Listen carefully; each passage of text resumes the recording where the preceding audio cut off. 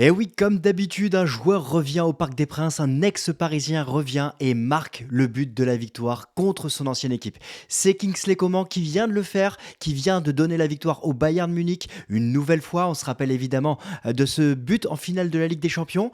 Et là, le Bayern vient de prendre un avantage, mais ce n'est pas un avantage considérable parce qu'on a vu ce Paris Saint-Germain. On a vu ce Paris Saint-Germain qui pouvait revenir en fin de rencontre grâce à l'entrée de Kylian Mbappé. Et donc, on va suivre évidemment l'évolution de ce PSG, mais ce PSG n'a joué que 15 minutes. Bienvenue sur CM Football pour ce débrief à chaud.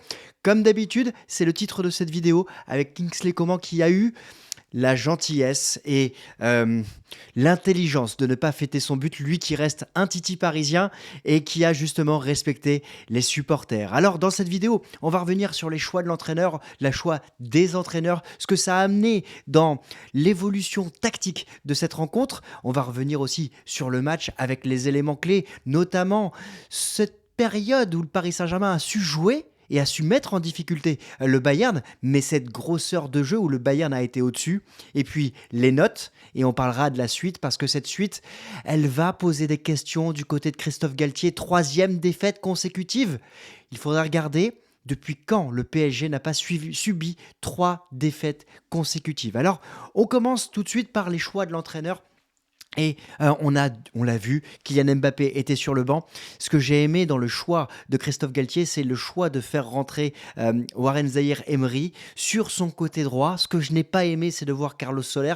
Un Carlos Soler qui est plutôt transparent depuis quelques semaines, même si on pourrait dire depuis le début de sa carrière au Paris Saint-Germain. Il avait choisi de titulariser Sergio Ramos en défense centrale et Achraf Hakimi à droite, alors qu'Achraf Hakimi était blessé. On verra l'entrée en jeu en deuxième mi-temps de Presnel Kimpembe et Marquinhos qui a joué latéral droit pendant une bonne partie de la deuxième mi-temps. Devant le duo Messi-Neymar, mais il faut absolument revenir sur ce duo qui ne joue pas les ballons quand il est en position défensive, quand le Paris Saint-Germain est en position défensive. C'est absurde. C'est une calamité de voir ces deux joueurs toujours positionnés haut et ne jamais faire les efforts. Et ce Paris Saint-Germain s'est fait manger en première mi-temps notamment. Alors, je vous ai mis aussi la position moyenne des joueurs tout au long de la rencontre et on voit que c'est très discipliné côté Paris Saint-Germain. On va voir à la différence du Bayern Munich qui, lui, a joué différemment et avait une vraie colonne vertébrale. Alors, côté Paris Saint-Germain, je vous ai parlé de Warren Zahir Emery, qui était et qui est devenu le joueur le plus jeune de l'histoire de la Ligue des Champions à débuter un match en match à confrontation directe. Bravo, parce que il a fait partie des joueurs qui ont réussi la meilleure performance côté Paris Saint-Germain. Et c'est dire le niveau de ce PSG. Alors, au niveau à Bayern Munich, on avait un 3-4-3 qui était positionné avec João Cancelo sur le côté gauche dans cette tactique-là. On l'a plutôt vu à droite en première mi-temps. On a plutôt vu Coman sur le côté gauche en première mi-temps, qui était un cran plus bas, et Leroy Sané qui était positionné dans l'axe. Ça, c'est la tactique de l'équipe. On avait vu la tactique de la Ligue des Champions. On se demande pourquoi parfois ces gens-là ne savent pas faire une tactique telle qu'elle existe réellement par rapport à l'entraîneur. C'est dommage. Mais en tout cas, il y avait cette volonté d'avoir 3 défenseurs centraux du côté de ce Bayern.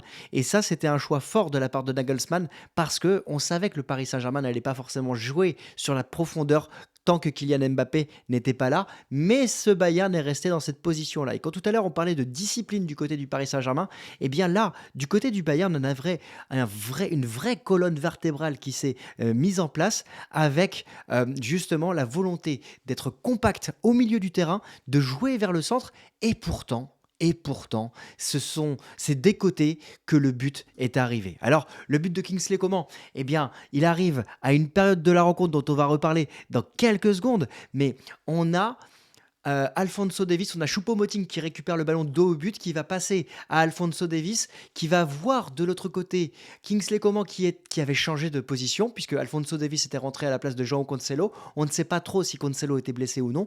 En tout cas, cette passe au second poteau dans le dos de Nuno Mendes, elle est importante parce que Coman va fouetter le ballon pied droit et on a un Donnarumma qui s'est encore fait dessus sur ce match-là, dans une période importante où il faut absolument être décisif. Alors certes, il l'a été à la suite de la rencontre, on va le voir dans le momentum juste après, mais Comment peut-on pardonner à Donnarumma ce but? Alors, on verra, peut-être que le Paris Saint-Germain se qualifiera, lors du match retour et que Donnarumma fera un match extraordinaire. Mais là, non seulement Nuno Mendes est en retard dans son dos, mais Donnarumma clairement se rate sur sa prise de balle. Alors, il y a un autre point qui est important et que je voulais vous préciser, c'est que ce PSG, et c'est l'excellent compte Twitter Datascout qui le disait avant la rencontre, le PSG a encaissé 8 buts entre la 45e et la 60e minute.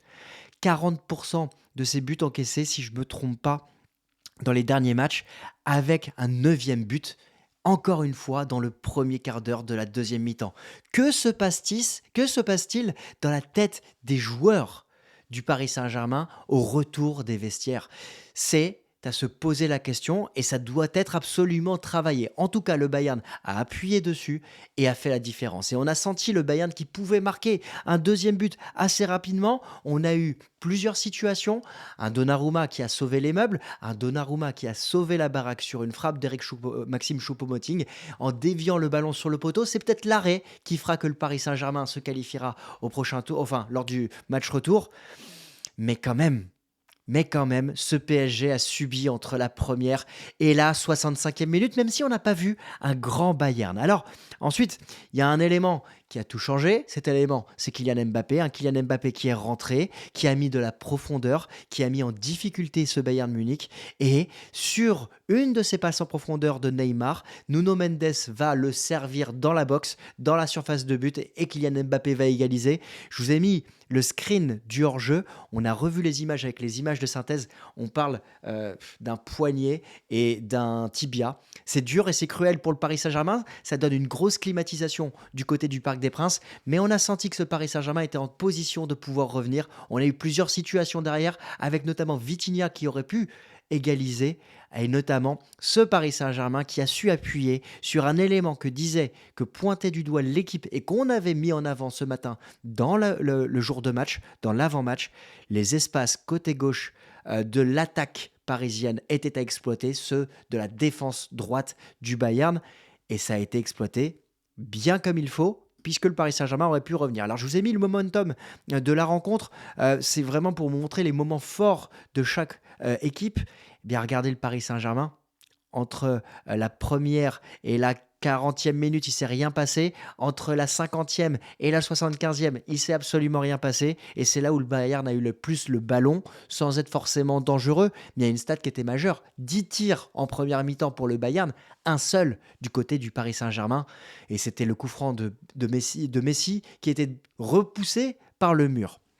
C'est bien trop faible à ce niveau de la compétition et le plan de jeu, tactiquement, techniquement, était absolument calamiteux côté Paris Saint-Germain, et on a vu justement que tout reposait sur Kylian Mbappé parce qu'à partir du moment où il est rentré, le Paris Saint-Germain a eu de la profondeur et a su mettre en danger ce Bayern Munich. Alors justement au niveau des stats, on voit que c'est à sens unique, côté possession, côté tir total, côté tir cadré, côté tir non cadré.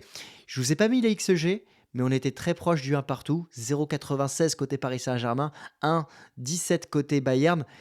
Voilà. Quand même, le match est plus équilibré que les statistiques ne peuvent le montrer. Alors l'homme du match, dans les notes, évidemment, pour moi, c'est Kingsley Coman qui a été décisif à gauche en première mi-temps, décisif à droite en deuxième mi-temps. Il a vraiment mis en difficulté Achraf Hakimi et il a mis en difficulté Nuno Mendes naturellement par son but. Mais ce qui m'a marqué aussi, c'est sa stat, notamment sur les duels remportés au sol. 80% de ces duels remportés, c'est énorme à ce niveau de la compétition. Il est sorti blessé, on sait qu'il est fragile, c'est son copain Presnel Kimpembe qui l'a attrapé sur une phase de contre. On verra, j'espère pour lui, qu'il ne sera pas trop éloigné, tellement le Bayern a besoin de lui. Un Bayern qui, on se le rappelle, était privé de plusieurs cadres, dont Sadio Mané, Lucas Hernandez et Manuel Neuer. Alors, il y a un autre joueur côté parisien que j'ai envie de mettre en avant, c'est Danilo Pereira. Je ne comprends pas pourquoi il est sorti. N'hésitez pas à me dire en commentaire ce que vous en avez pensé. C'est absurde, cette sortie est absolument incompréhensible. Alors Vitinha a fait une bonne rentrée, il aurait pu marquer sur une frappe cadrée en toute fin de rencontre. Mais quand on voit l'abattage qu'il a eu dans l'axe du terrain, entre le milieu et la défense, je ne comprends pas quel a été ce choix quand on a vu un Marco Verratti que j'ai trouvé plutôt en difficulté dans le rythme, que j'ai trouvé en difficulté dans les duels et que j'ai trouvé plutôt hargneux et qu'on aurait pu voir prendre un carton jaune, tellement il a encore une fois essayé d'attraper les chevilles de ses adversaires. Alors, bah, du côté de Danilo, au niveau des stats, on a 4 duels sur 7 remportés, qu'ils soient au sol ou dans les airs. Un grand match du Portugais qui, à mes yeux, aurait dû rester dans cette rencontre. Alors, je vous ai mis ici les notes de SofaScore. On peut en débattre. En tout cas, Yann Sommer n'a pas eu grand-chose à faire. Il a un 7,4. Gianluigi Donnarumma a un 7,5. Pour moi, c'est bien payé, même s'il a fait des grands arrêts. Lionel Messi à 7. J'ai un peu de mal avec cette note-là, je l'aurais plutôt donné un 5 compte tenu de sa rencontre. Neymar a été en difficulté dans son duel avec Benjamin Pavard, un Benjamin Pavard qui a été exclu en fin de rencontre. C'était mérité par rapport à son deuxième carton jaune, mais on n'a pas senti ce Paris Saint-Germain. La note de Danilo Pereira de 6,8 est pour moi très très faible. Je pense qu'on reverra les notes ensemble d'une autre manière lors d'un prochain débrief parce que les notes de SofaScore sont basées exclusivement sur des statistiques. Alors sur celle de Joshua Kimmich, je suis plutôt d'accord tant il a été important dans le changement d'aile, notamment en première mi-temps vis-à-vis de Joao Cancelo en changeant le jeu régulièrement. Mais là, j'ai un peu du mal avec les notes qui ont été données à différents joueurs. N'hésitez pas à me dire en commentaire, vous, quelles sont les notes que vous auriez données à tous les joueurs de cette rencontre. Alors, la suite. La suite, c'est quoi? Eh bien, le Paris Saint-Germain a perdu seulement 1 but à 0. Et c'est pas forcément une grosse défaite qui peut plomber le moral et plomber les hommes de Christophe Galtier. Parce que il n'y a qu'un seul but d'écart. Et le Paris Saint-Germain, avec sa profondeur, avec un Kylian Mbappé qui est revenu, peut revenir lors du prochain match, le 8 mars prochain, en venant faire un résultat. Et un 2-1 à Munich permettrait au PSG d'aller en prolongation. On verra, il y a eu le temps de se passer beaucoup de choses. Donc, la qualification n'est pas compromise. Et je vois le Bayern qui va certainement voir de nouveaux joueurs revenir, je pense à Sadio Mané notamment, qui va pouvoir créer le danger dans cette défense du Paris Saint-Germain. Mais le Paris Saint-Germain n'a jamais été aussi fort que quand il est dos au mur. Donc, ces 3 semaines doivent permettre au Paris Saint-Germain de revenir dans cette confrontation. Mais il y a quelque chose qui vient de se passer quand même. Ce Paris Saint-Germain vient de perdre 3 matchs consécutifs. Ces 3 matchs consécutifs, n'hésitez pas à me le dire aussi en commentaire si vous avez la stat, quand est-ce que c'est arrivé la dernière fois. Est-ce que c'est déjà arrivé dans l'ère QSI? Je ne sais pas. Ça va être incroyable au niveau médiatique dans les prochains jours. Il va y avoir une pression monstre sur les hommes de Christophe Galtier, sur Christophe Galtier, et il va pas falloir claquer des fesses au moment d'aller jouer à Munich. Paris avait su l'emporter 3 buts à 2, c'était dans un autre contexte, pendant le Covid, lors des quarts de finale, il y a maintenant 3 saisons si je ne me trompe pas. Mais là, il va y avoir une pression médiatique incroyable sur les hommes de Christophe Galtier pour savoir si, s'il ne passe pas, eh bien, il y aura probablement un nouvel entraîneur. S'il ne passe pas, Kylian Mbappé va peut-être quitter le Paris Saint-Germain. Et dans ce laps de temps, il y a un match dimanche à 13h face à Lille, au Parc des Princes, où la pression va déjà être importante.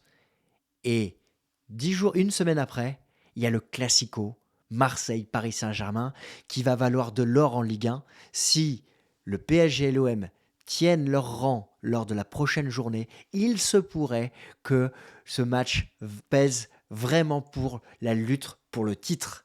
Et ça va être évidemment avec un œil attentif que j'observerai ça, qu'on va suivre tout ça sur la chaîne et qu'on va évidemment voir comment l'OM pourrait tirer profit de cette situation. Alors, j'aimerais avoir quel est votre avis sur cette rencontre. Est-ce que vous pensez que la qualification est complètement compromise pour le Paris Saint-Germain? Est-ce que vous pensez que le Bayern aurait pu gagner de manière plus large?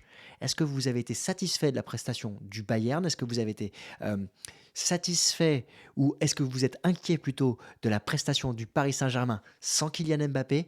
N'hésitez pas à me dire tout ça en commentaire, on va échanger comme d'habitude. D'ici là, je vous souhaite une excellente soirée, une très belle journée si vous voyez ce débrief demain. Et on se dit à très très vite pour une nouvelle vidéo sur l'actualité du football. Très belle soirée, très belle journée et à très vite. Ciao.